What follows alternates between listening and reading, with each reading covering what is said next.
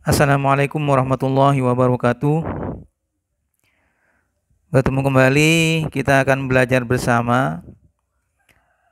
Akan belajar matematika, di mana kali ini kita akan membahas materi statistika, di mana di dalam statistika ada beberapa hal yang penting. Di antaranya adalah ukuran dari pemusatan data, kemudian ada ukuran letak data, kemudian ada ukuran penyebaran data. Nah, kali ini kita akan membahas tentang ukuran penyebaran data. Ada beberapa hal yang merupakan ukuran penyebaran data. Di antaranya adalah ada jangkauan, kemudian ada simpangan kuartil, kemudian ada simpangan rata-rata, sampai dengan standar deviasi atau simpangan baku. Nah, kali ini kita akan membahas tentang simpangan rata-rata atau deviasi rata-rata, atau disebut juga dengan mean deviation. Nah, simpangan rata-rata ini masih lebih baik daripada simpangan kuartil, dimana kalau simpangan kuartil itu hanya melihat penyebaran datanya dari kuartil 1 sampai dengan kuartil ketiga, atau kuartil atas dengan kuartil bawah.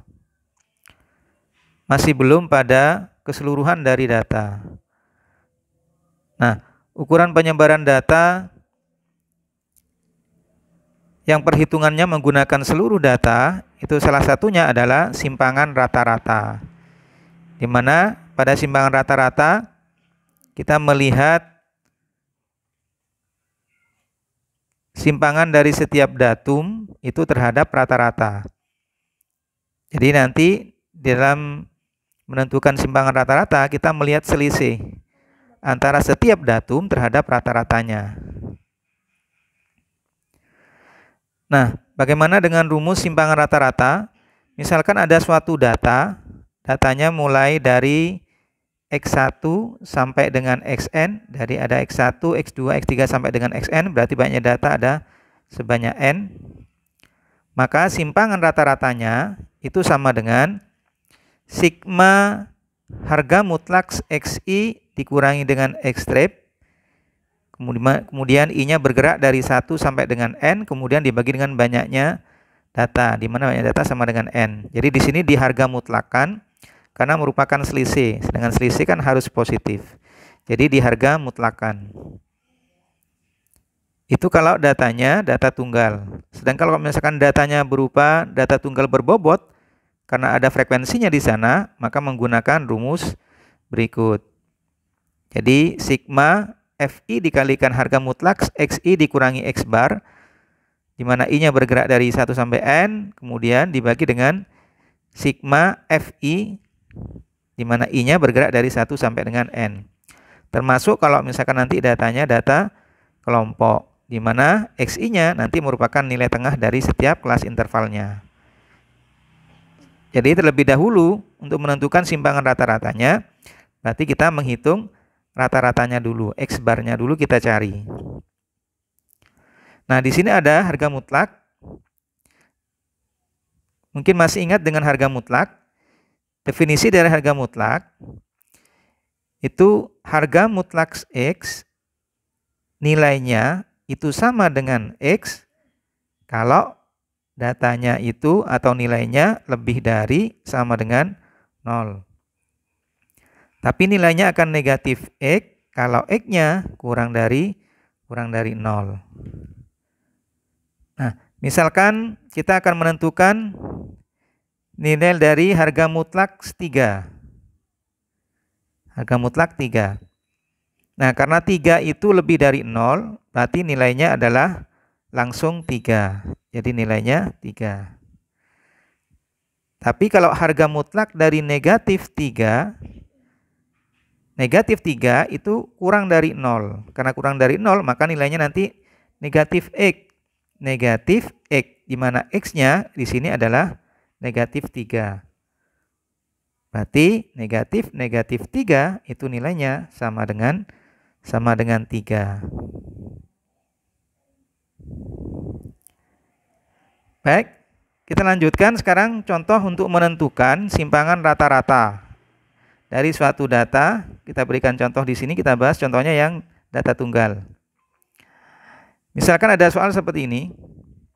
Carilah simpangan rata-rata dari data berikut, di mana datanya adalah 4, 5, 9, 10, 12.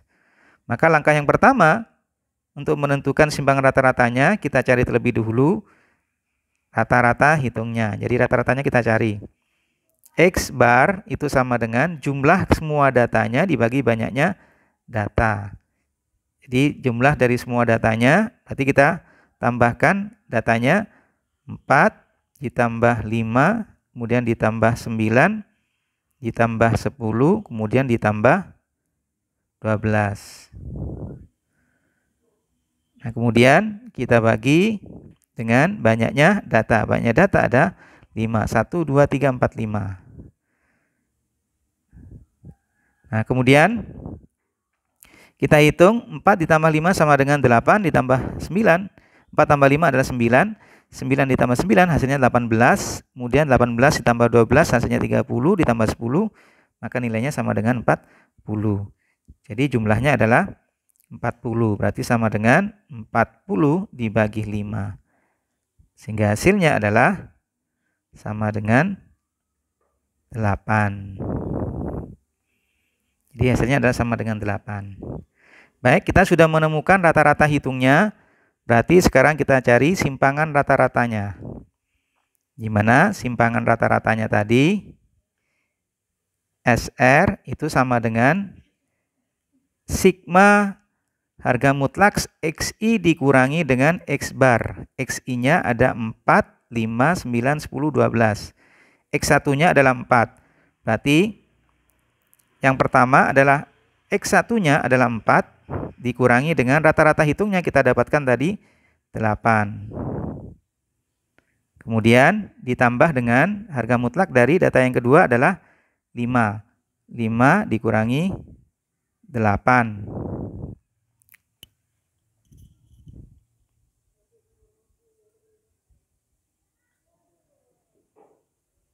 Kemudian data yang ketiga adalah 9.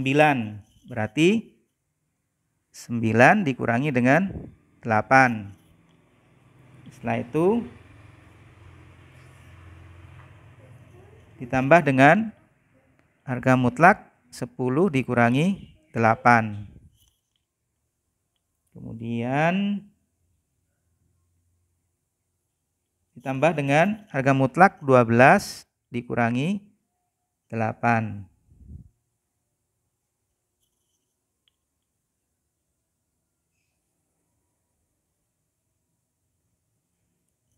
Kita bagi seluruhnya dengan banyaknya, yakni ada 5.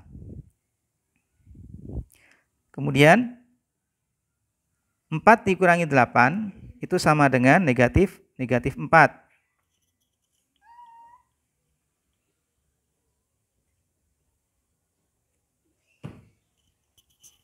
Kemudian 5 dikurangi dengan 8 sama dengan negatif 3. Ditambah dengan 9 dikurangi 8 sama dengan 1. Kemudian 10 kurangi 8 sama dengan 2. Ditambah dengan 12 kurangi 8 sama dengan 4.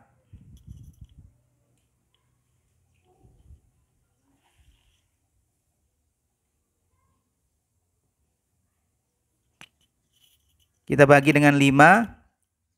Kemudian harga mutlak dari negatif 4 adalah 4. Kemudian harga mutlak dari negatif 3 itu adalah 3. Kemudian harga mutlak dari 1 adalah 1. Harga mutlak dari 2 adalah 2. Kemudian harga mutlak dari 4 adalah 4.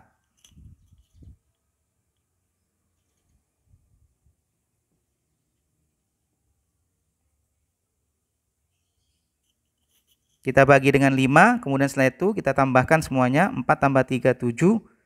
Tambah 1, 8, kemudian tambah 2, 10, tambah 4 adalah 14. Jadi jumlahnya adalah 14 dibagi 5.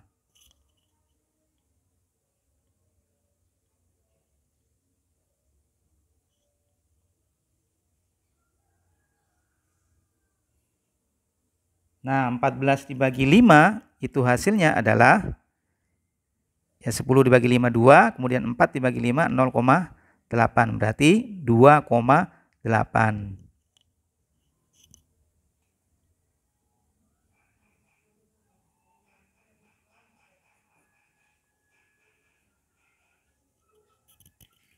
Jadi itu adalah simpangan rata-rata dari data tersebut. Hasilnya adalah 2,8. Kemudian untuk menentukan simpangan rata-rata dari data kelompok, ya kita tinggal mengganti XI-nya dengan nilai tengah dari data setiap interval kelasnya. Kemudian dengan rumus yang kita gunakan itu adalah rumus berikut ini. Demikian pembahasan kita tentang ukuran penyebaran data, yakni simpangan rata-rata atau mean deviation. Mudah-mudahan bermanfaat. Kurang lebihnya mohon maaf. Assalamualaikum warahmatullahi wabarakatuh.